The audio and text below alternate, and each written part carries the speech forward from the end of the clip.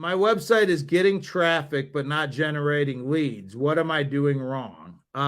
Okay, so again, if your website's getting traffic but it's not generating leads, there might be a couple different things you want to look at. One is your website optimized properly so that it's bringing in the right search results, or are people ending up on your website that really aren't finding the information they're looking for? That could be one way to determine whether your targeting is a little bit off with regard to your SEO or things like that. One way to look at that is if you're at the back end of Google Analytics or other type of tracking platforms, is something called bounce rate. Bounce rate would be an indication of somebody leaving your website from the same web URL that they came in. So they've come into your website, and rather than looking around at all, they've come in and then they've left again. That would be considered a bounce.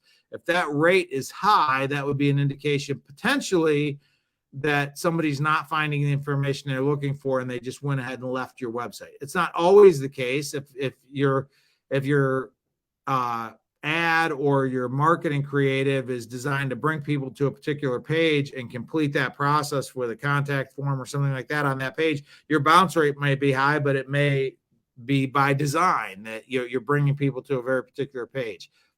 But if your website's generating traffic like this does, but it's not generating leads, which I'm assuming is the objective with this particular question, then you want to start asking yourself, are you bringing the right people to your website? That's an SEO thing. Is your website SEO'd properly? Second thing you want to look at is your UX or your user experience on your website. Are you making it hard for people to navigate to how to leave you a lead?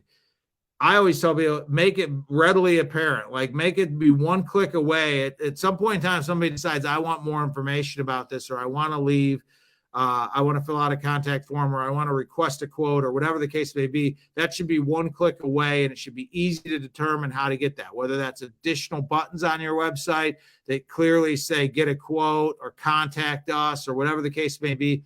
Make it really easy for somebody to figure out how to take the next step.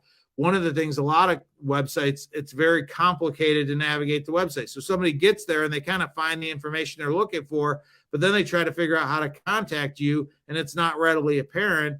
So, they may have visited your website, found information out, but then they didn't go ahead and generate a lead.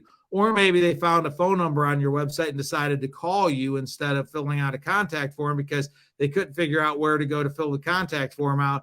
So you may be not attributing that phone call to the fact that your website user experience was not such that instead of it generating a lead, it generated a phone call. So again, if your website's generating traffic but not generating the objective you're trying to reach, which in this case sounds like it's lead forms, then you really have to ask yourself, are you making it easy for somebody to navigate to those lead forms and fill them out? Maybe your lead form is too big. I mean, maybe something as simple as your lead form is, a lot of different questions. I always tell people on step one of engage, when you're engaging with somebody, don't make it so hard for them. Like name, phone number, email address, things like that, preferred way to be contacted.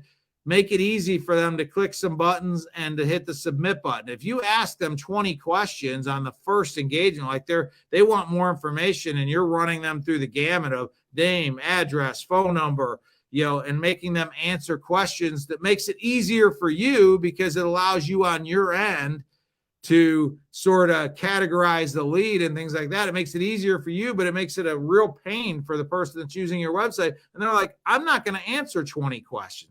Especially if you make those questions required fields, they may just be like, I'm not answering all those questions. So they leave without filling out the contact form. So you really have to ask yourself some of these questions to determine, like, why might somebody be coming to my website but not completing the process or filling out a lead form or things like that.